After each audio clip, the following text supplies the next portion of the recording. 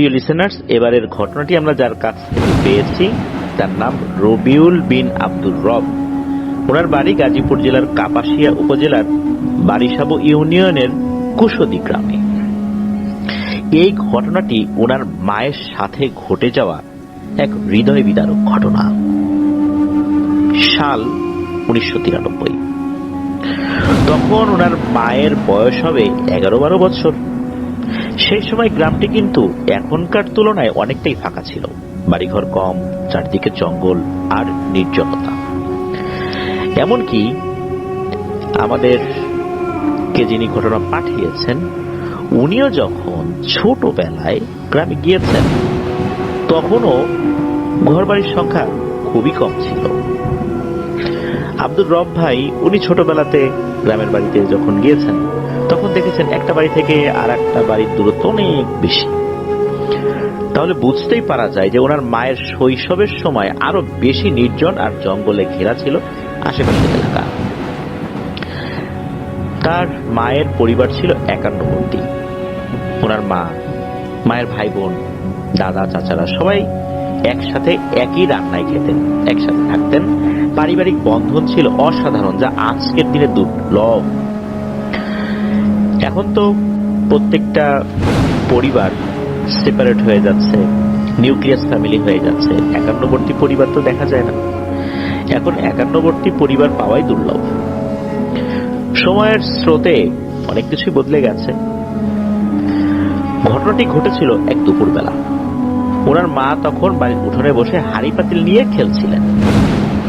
হঠাৎ করে ওনার মা বাড়ির পাশের জঙ্গলের দিক থেকে একটি ছাগলের তীব্র চিৎকারের শব্দ শুনতে পান। চিন্তিত হয়ে দ্রুত সেখানে ছুটে যান। গিয়ে দেখতে পান যে পাশের বাড়ির এক প্রতিবেশী মহিলার ছাগল তার গলায়, অর্থাৎ ছাগলের গলায় দড়ি এমন ভাবে আটকে গেছে যে ছটফট করছে, গলায় ফাঁস লেগে গেছে, এই জন্যই চিৎকার করছে। আব্দুর রব ভাইয়ের মা তৎক্ষণাৎ সেই দড়ির প্যাচ খুলে দেন যাতে করে ছাগলটি রক্ষা পায়। যেখানে ছাগলটি বাঁধা ছিল তার পাশে একটা গাব গাছ ছিল। তো ওনার মা ছোট মানুষ, না বুঝে হয়তো ওখানে কোনো কিছু নোংরা করে ফেলেছেন।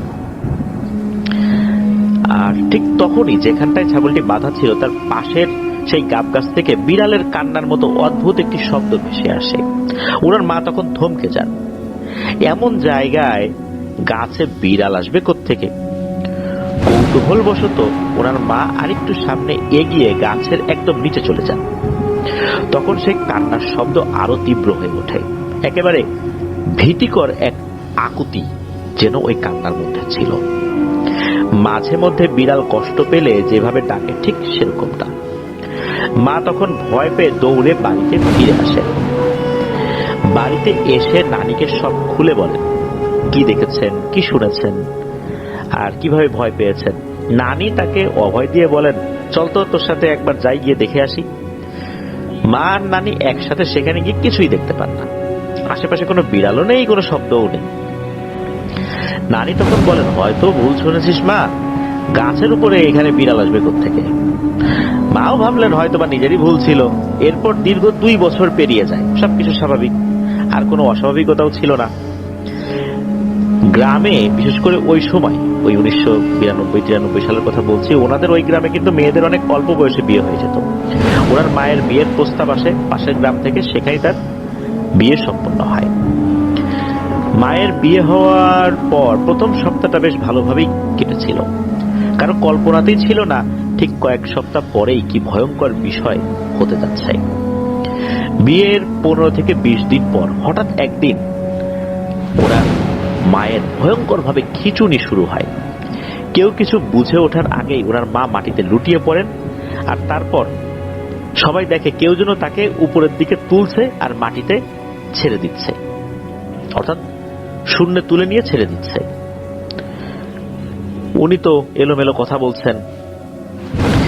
আশেপাশে সবাই তো হতভম্ব হয়ে পড়ে, আরে হচ্ছেটা কি? তখন ওই সময় লোকজন বলা বলি শুরু করছে, মানে ওই বাড়ির লোকজন আর কি, আব্দুর রব ভাইয়ের মায়ের শ্বশুর বাড়ির লোকজন বলছে যে দেখে শুনে তো ভালো মেয়েকে বিয়ে করে আনা হইলো, এখন একই শুরু হইল, এই জিনে ধরা ভূতে ধরা মেয়েরা আমাদের উপর গোছাই দিচ্ছে। সাথে সাথে খবর পাঠানো হয় মায়ের বাড়িতে, যেহেতু পাশাপাশি গ্রাম। মায়ের বড় জ্যাঠা গিয়ে শ্বশুর বাড়ি থেকে আব্দুর রব ভাইয়ের মাকে উদ্ধার করে নিজের বাড়িতে নিয়ে আসেন। বাড়িতে আসার পর কিছুদিন সবকিছু ঠিকঠাক থাকতো, কিন্তু হঠাৎ করে একদিন আবার সেই খিচুড়ি শুরু হয়ে যায়। তখনকার খিচুড়ি এমন ভয়ানক ছিল যে কেউ তাকে ধরে রাখতে পারত না। খিচুড়ির সময় আব্দুর রব ভাইয়ের মায়ের শরীর আকাশের শূন্যে উঠে যেত, 4, 5 এমনকি 7 ফুট উঁচুতেও নাকি উঠে যেত, তারপর মাটিতে আছড়ে পড়ত। হয়তো অনেকেই নাকি এটা বিশ্বাস করতে চাইবেন না, এমনটাই বলেছেন আব্দুর রব ভাই, কিন্তু এমনটাই হয়েছিল ওনার মায়ের সাথে। এত উপর থেকে বারবার পড়ে গেলে কিন্তু মানুষের শরীর থেতলে যাওয়ার কথা, কিন্তু এমনটা আল্লাহর রহমতে হয়নি। কেননা যখনই উপরে উঠে যেত তখনই ওনার আম্মুর বাবা চাচারা মিলে ধরে ফেলতেন, যাতে ওনারা সরাসরি হাত দিয়ে ধরতে পারেন, সরাসরি মাটিতে যেন না পড়ে যান। যদিও কেউ তখনও বুঝতে পারছেন না যে কেন এমনটা হচ্ছে। আব্দুর রব ভাইয়ের আম্মু উনি নিজে একটা অদ্ভুত ব্যাপার অনুভব করতেন। যখন খিচুড়ি হতো তখন তার চোখে সরিষার মতো সাদা সাদা ঝাপসা কিছু দেখা যেত। তিনি দেখতে পেতেন গাছের উপর দিয়ে কয়েকটি বিড়াল এদিক ওদিক দৌড়াচ্ছে, যেন এক গাছ থেকে আরেক গাছে লাফাচ্ছে। প্রায় দিন যখন এমনটা চলছিল, এই অবস্থায় পাশের বাড়ির এক প্রতিবেশী একদিন পরামর্শ দিলেন 2 গ্রাম দূরের চৌকার চালা নামক একটা জায়গা আছে, একটা গ্রাম আছে, সেখানে একজন প্রখ্যাত কবিরাজ রয়েছে। সেই কবিরাজের কাছে যেতে। কবিরাজের নাম ছিল হচ্ছে হর্য। এই হর্য কবিরাজ উনি এখন বেঁচে নাই। মুরব্বীদের মধ্যে হয়তো ওনাকে অনেকেই চিনে থাকবেন, যারা ওই এলাকায় মুরব্বী আছেন আর কি। কবিরাজ যথেষ্ট অভিজ্ঞ ছিলেন, তাকে বাড়িতে ডেকে আনা হয়। তিনি প্রথমে বাড়ির চারপাশ ঘুরে দেখেন, এরপর আব্দুর রব ভাইয়ের মাকেও ভালো করে লক্ষ্য করেন। এরপর উনি বললেন যে কিছু তো একটা হয়েছেই, বিষয়টা বুঝতে হবে আরো ভালো করে। তারপর বাড়ির উঠোনে ওনার মাকে বসিয়ে ওনার মায়ের উপর রিচুয়াল শুরু করেন। কিছুক্ষণের মধ্যেই ওনার মায়ের ভেতর থেকে এক অচেনা কণ্ঠ বের হয়ে আসে। শুধু একটা কণ্ঠ না, মনে হচ্ছে একসাথে অনেকগুলো কণ্ঠ কথা বলছে। কবিরাজ জিজ্ঞেস করলেন, এই কে রে তোরা? প্রথমে এরা চুপ করেছিল, কিন্তু কবিরাজ যখন ভয় দেখিয়ে হুমকি দিলেন তখন একসময় এগুলো কথা বলতে শুরু করলো। বলতে থাকলো যে এই মেয়েটা একদিন ছাগলের দড়ি খুলতে গিয়েছে, আমরা যে গাব গাছে থাকি সেই গাব গাছের ওই দিকটাতে আসছে। আমরা তখন ওই গাছে অবস্থান করছিলাম। মেয়েটার খোলা লম্বা চুল দেখে আমাদের পছন্দ হয়। আমরা কিন্তু তখন ওকে কিছুই করিনি, এমনি দেখছিলাম। এরপর সে গাছের নিচে নোংরা করেছে, এতে আমরা খুব অপমানিত হয়েছি, তাই এর উপর আসর করছি। কবিরাজ তখন জানতে চাইলেন, তোরা কতজন? তখন ওরা বলল, আমরা 7 জন। আমরা সবাই মহিলা, আমরা 6 জন চারাল শ্রেণীর, আর আমাদের মধ্যে একজন আছে যে মুসলিম, আর মুসলিম মহিলা জিনের নাম হলো হাজেরা। এ ভালো জিন, কিন্তু আমরা 6 জন কিন্তু এর মতো ভালো না,